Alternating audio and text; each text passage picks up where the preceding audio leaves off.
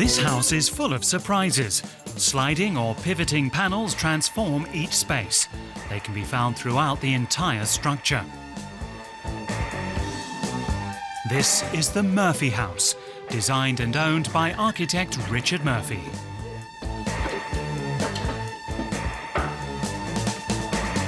In 2016, it was named House of the Year by the Royal Institute of British Architects.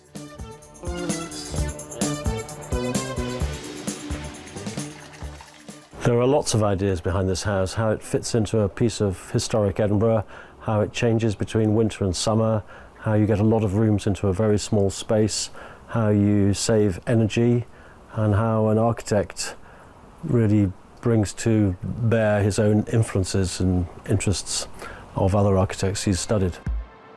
It's quite a limited volume of space, so the shape of the house came from that, building up high on one side and low on the other. And then trying to, as I say, get as many rooms in there as possible and using various devices to make the house feel bigger than it actually is. The Murphy House and its unique architecture certainly stands out in Edinburgh's popular Newton district. Most of the houses here were built in the 19th century and represent the world's largest example of uninterrupted late Georgian architecture.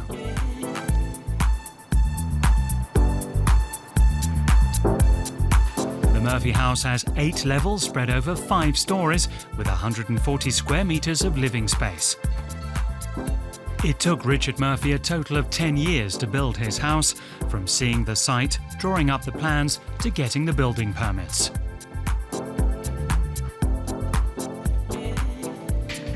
The master bedroom is located on the top floor and also contains large movable panels. Here too, there is an element of surprise.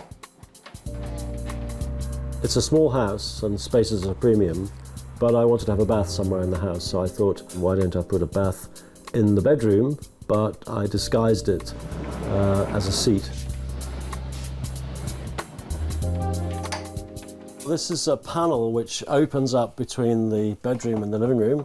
I mean, one does things for different reasons. Sometimes you do them for functional reasons, and sometimes you do them for a piece of fun.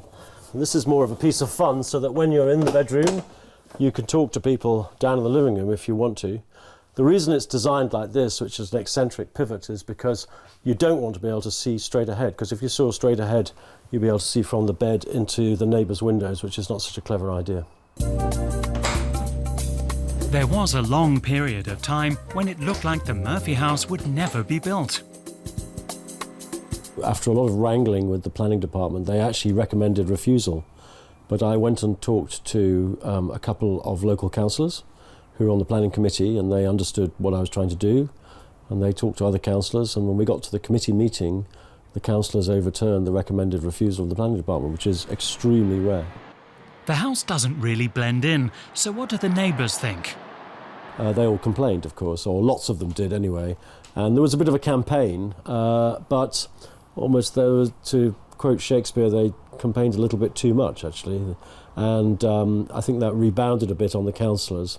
Having finished the house, I've had exactly the opposite reaction from neighbours. They all love it.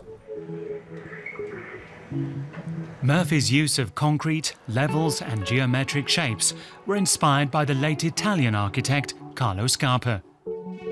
Even here, out in the garden, there is great attention to detail.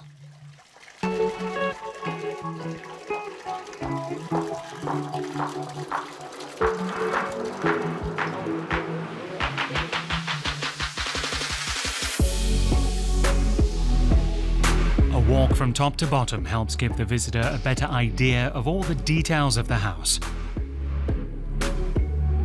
Richard Murphy has lived in his house for 2.5 years now, and he wouldn't change a thing if he had to build it all over again.